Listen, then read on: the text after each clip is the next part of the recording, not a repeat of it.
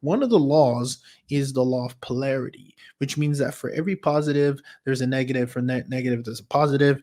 For every bad thing that happens, quote unquote, bad, there's a good on the other side of it. So it's the same thing in your experiment in your lab. If you don't get a deal, if you don't get a midterm rental insurance contract, if you don't get the house that you wanted, you put an offer on, there's always the law of polarity that shows there's good on the other side of that outcome.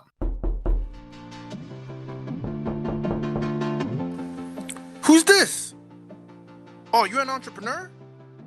Oh, you're a real estate investor. Oh, you're trying to learn from those who did it. Well, come into the lab then. Put your white coat on, gloves on, notepad, and let's build, y'all. Experiment Nation, Ruben here, your host. Welcome. Today I have a special episode because it's all about coming into the lab and having experiments, good or bad, that I can share with to save you the mistakes that I've made or blind spots that I've missed in my experiments so that they don't blow up in your lab, because the entire point is to be completely transparent in what occurs in our day-to-day experiments. Now, keep in mind two things. Anytime you are executing experiments, it is completely okay if things do go wrong. However, my duty and obligation is to show you things to eliminate and reduce the chances that things will go wrong in your lab. That goes without saying. Will things still go wrong? Will things still go not your way? Absolutely. And it's really important to be able to recognize that that is always an opportunity for growth and an opportunity to understand where you can tweak things for next time in your business. Because keep in mind that you're in it for the long run, right?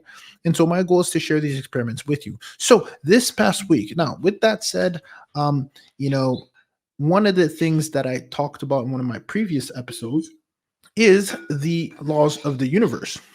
Or, it depends actually. It might come out after or before I record this, but nonetheless, it'll be either before or after. There's an episode about the laws of the universe, and one of the laws is the law of polarity, which means that for every positive, there's a negative. For negative, there's a positive.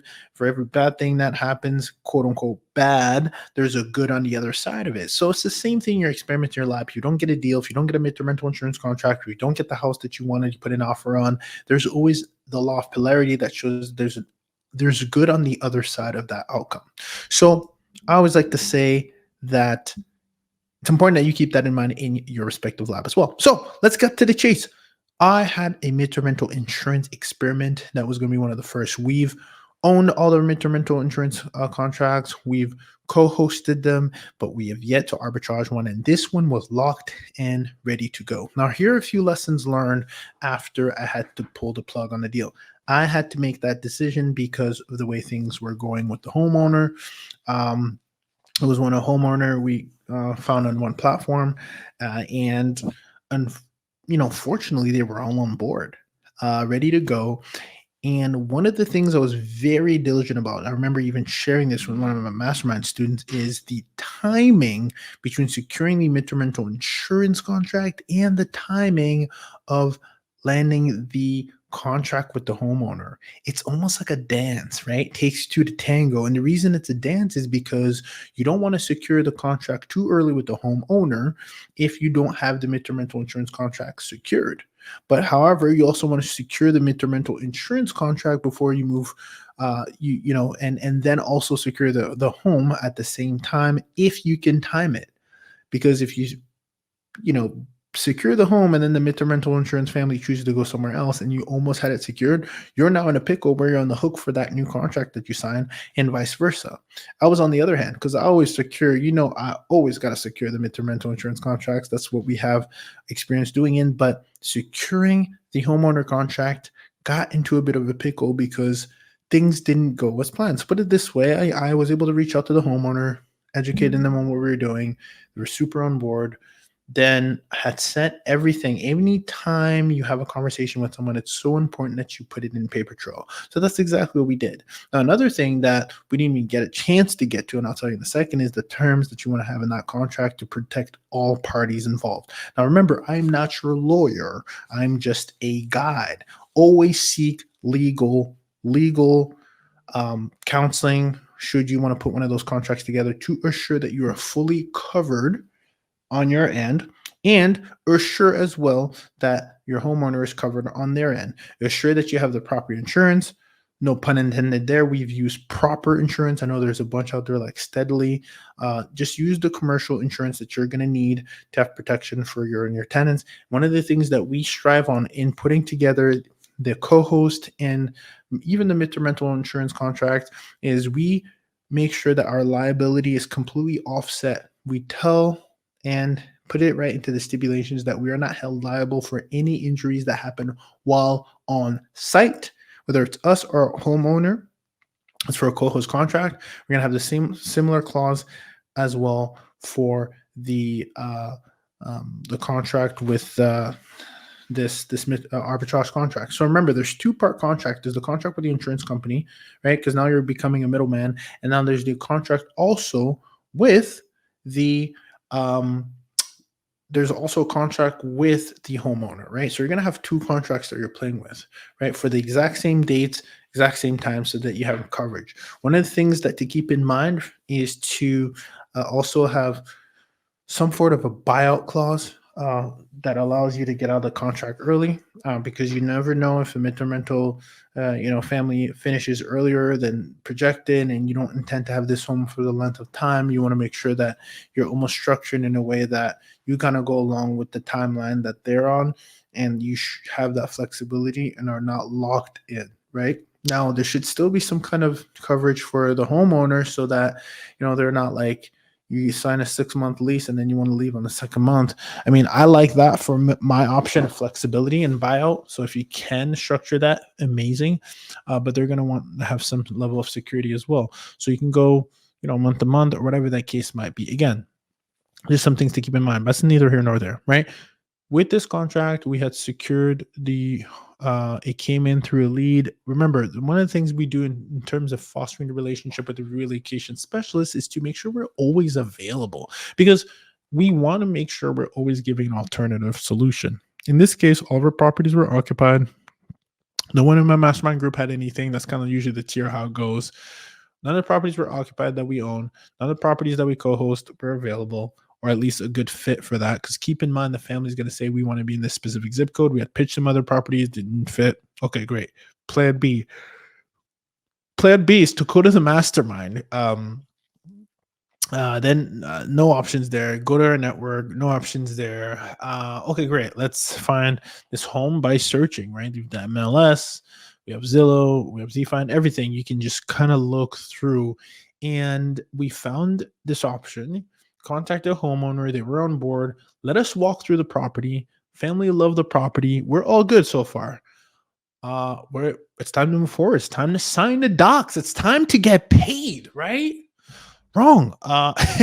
So we basically had that scheduled move in a week out. And the reason I want to give a buffer is I want to make sure the paperwork's in. I want to make sure that in this case, we had a contract with ALE Solutions. We want to make sure that that comes in on time.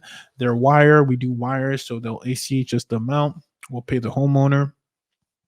We've done that time and time again.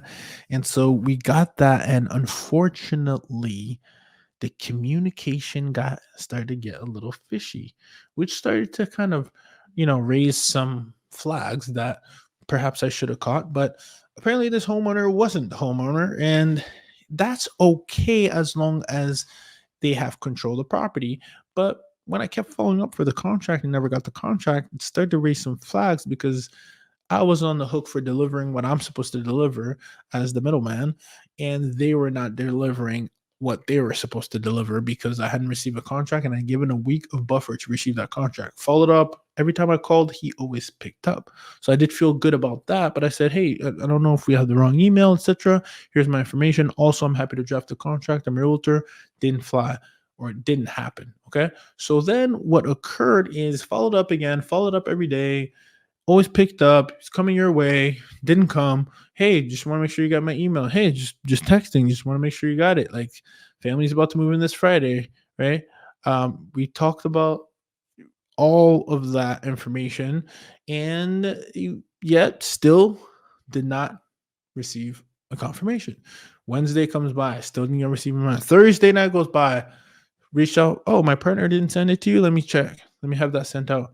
I'll call you right back. Didn't get a call back. Now we're in the red, right? Family's supposed to move in. Furniture is being ordered. We got multiple parties involved here, and we don't have a contract in place. So, you want to talk about that song? Don't panic. Don't panic. That's what started to happen because now it's no longer about just us. It's about the reputation. It's about the experience for the family who's excited, who is extremely happy that they have found a home due to a fire. And now we're telling them that they can't move in. This is the kind of situation where, it takes a lot of, it's a challenge to have to face those challenges in itself.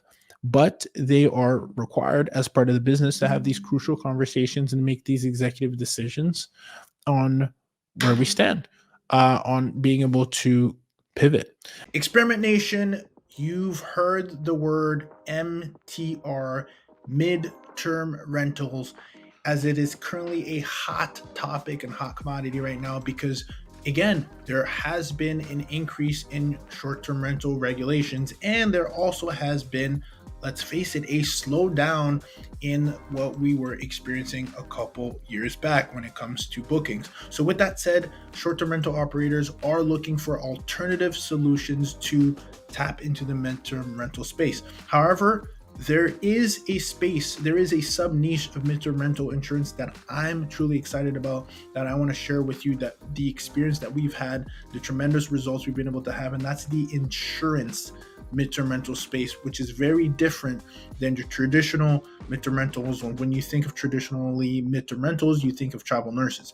There is a space, midterm rental insurance space, that we've tapped in, where you need to be well connected with insurance and relocation specialists and companies and understand the right type of asset required for you to be able to help these families. What's really important that stands out the most, which you can get in what I'm about to offer you, is the understanding where to be found by these insurance companies, how to properly manage your calendar so that your listings are optimized so that they can find you, how to actually gain traction and build a relationship with these relocation insurance companies. I've put together an MTR insurance blueprint. That's MTRR insurance blueprint to cover these foundations after we've had success landing very large contracts on single family homes that literally 4x what we traditionally make in long-term rentals, and also gives us peace of mind because there's less turnover and 100% occupancy, because these contracts can start anywhere from 30 days to 3 months to 8 months and range anywhere from, again, we've landed anywhere from $8,000 to $9,000 a month in per month on a single family home property, which our mortgages are typically around the 2,400 range, which then gives you a large spread of anywhere from 4 to 6K net on just one property. And this is why it's very hot right now. But people who haven't been in the lab with individuals like myself, like Jesse Vasquez and Dr. Rachel Gainsborough and Noble Crawford, don't have the foundations and don't know exactly where to start. And therefore, this is why I'm giving you guys a blueprint, the MTRR insurance blueprint. Go to the website, experimentrealestate.com, and get yourself a blueprint to completely change, or at least have a plan B if you're a short-term rental operator looking to maximize your occupancy and profitability. We'll see you on the other side. And so when we think about what could have been addressed, it's really important to think about these things to address in the future, because we're in a bind. We ended up having to pay LA Solutions, a moving company, a fee, and then turns out that they did have a nice way that you could refund the amount that was sent to on behalf of the family. So then we were able to do that. But the unfortunate thing was just, the unfortunate lack of deliverable and communication and being able to move forward. There was a few things that I could have done that I want to share with you. All right. So number one, the first thing that I could have done is verified online. You can check, I'm a realtor, so I do have what we use, CoreLogic Realist. to look up the owner information to see if it checked out. You can also use property stream to see if it checked out. That way, if you saw discrepancy, the next time I can just speak to the owner or whoever is in charge on the phone, be like, hey, are you a manager or owner of this property? If I get one or the other answer and it's not consistent and congruent with what I'm seeing, I can then peel back the onions a little bit and like find out a little bit more, name your company, etc. Preface it in a way that, hey, we want to make sure that we're always doing business, especially corp to corp. We want to make sure we're doing with the actual owner or someone who's in control. Can you validate and verify that you are indeed in control? Because at the time of the lease, we'll need both signatures. As a matter of fact, there's a company out there that my one of my students just talked about, Evolve, I think is the name of the company. They don't allow you, if they're going to manage your property, they only allow the payments to go to the person that's on the deed, which is very interesting. So you couldn't even do as a co-host, you couldn't even get paid out by Evolve. They will only pay the person that's on the deed. So that's such a good reminder because it's reminds us that, well, indeed, that there is a level of liability involved here, right? And you want to make sure that you're talking to a decision maker, not someone who's arbitraging the arbitrage deal itself, because if things end up shaking up, things can get pretty shaky. Okay. So that's lesson learned of what I could have done in my control. Another thing is, while the timing was tough, I do like the idea of securing the contract. I was in a position where the family on the ALE solution side had signed the contract already. However, it's a tough one. The timing, it's not that my timing was off, but you know, the signature day should be the same for both. And I think it can get pretty tricky if you're still chasing down a signature, because it's one thing for someone to say something verbally, but it's another if they haven't said anything, on paper and there's no paper trail. And that's exactly what that was. Like, oh yeah, I'm going to sign it. And then I didn't get a signature, and then I'm chasing down a signature, and now we're in a pickle, right? Another thing is you can buffer up a little bit, right? You can kind of buffer up the details a little bit, the timeline between the two, right? If I don't have a signed lease by, Wednesday, I got to be able to call off the deal, right? Like give a deadline. Now, unfortunately, committing to the other side and then having to go back and say, never mind, we cancel because we haven't heard anything. I was trying to make sure that the deal was put together. So in retrospect, the ownership part is going to be key. The paper trail and the communication. If communication is red flag, you're unable to communicate with the person, they haven't sent you anything, they haven't consent, I think there's an opportunity to get it signed on the same day of. But if you do have a bad apple that's going to drag things out, then that's just the reality of the situation. But it is in our best interest to always make sure that if you're going to go the arbitrage route, that you have a solid confirmation that is going to happen. In my case, I had every reason to believe, I had no reason to believe it wasn't going to happen, except when it didn't happen. So that's also part of the lesson learned. But I think the validation of the name is going to be key. The timing could have been a little bit, giving myself a little buffer, extend with the family. If I didn't get the contract by Friday for sure, then I'm calling off the deal. And then the family, there's no fees involved, etc. I think it's important to have integrity. It's important to work with other people who have integrity. If they can't respect your deadlines, then that should be a clear sign of how that relationship is going to be. Shout out to Celine. That was a plug from my wife, who's able to really call that out the way she saw it.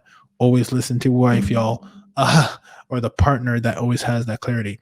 One of the things that I reflected on too is I have the tendency to always want to take things to the finish line, but you're also going to also be able to see when things aren't going to go right the way you expect them to go, and be able to just step back, look at your blind spot, step back, have someone else look at your blind spot and say, hey, does this deal still feel like a good fit? Because I have every willpower to make this work, but it doesn't seem like things are lining up. You also don't want to let your excitement or your commitment to something become a blind spot, become your strength, become a weakness, right? So, do these contracts, have the willingness to do it, but you want to make sure it's also a good fit, not only for you, obviously, but for the family as well. You want to make sure that you're not forcing something that's just not a good fit, where they're not going to be happy across the board. So with that said, it's not to make it about that, but it's to make it about this. Do your due diligence on both sides.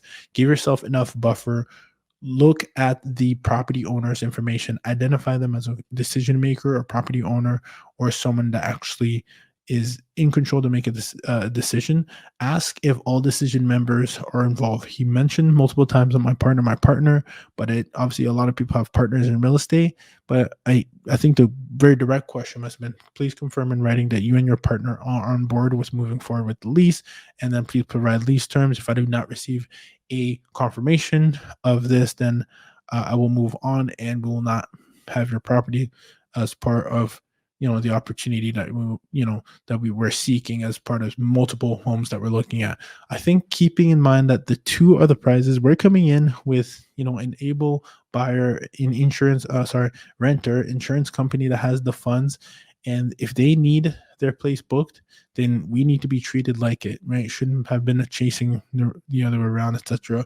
Giving the whole run around, it just doesn't make any sense, especially when we are the ones providing the value. Remember, we're the asset to the co-host out there. We are the asset to the homeowner. We are an asset. So don't ever sell yourself short. And always give yourself the the opportunity to have the flexibility to pivot out of any of these contracts that you've signed, right? Because it's in your best interest to do so.